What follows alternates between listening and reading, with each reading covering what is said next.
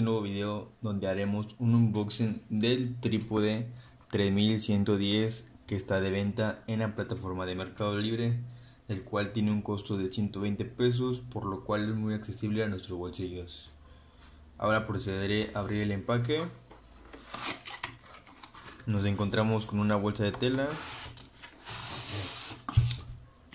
y es todo lo que viene en el empaque del trípode.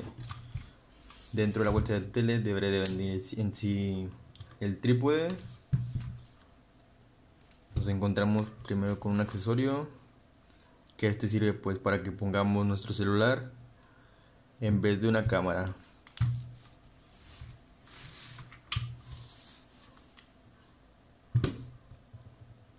Sale el trípode y no contiene nada más la bolsa. La pondremos por un lado y esta es la forma que tiene el trípode.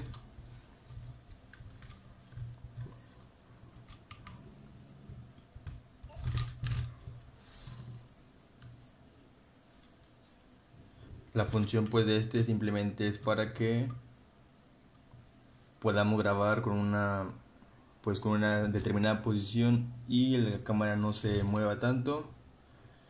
Tiene diferentes ajustes que podemos utilizar para que esto sea a la altura que deseamos. También tiene otro punto para que se ajuste la altura, la rotación, el ángulo y la posición de la cámara o celular, dependiendo de cuál queramos. Yo le recomendaría que pues si se compren es un precio muy accesible y creo que todos podremos llegar a tener uno de estos.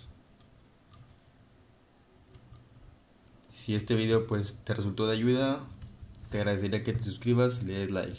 Muchas gracias.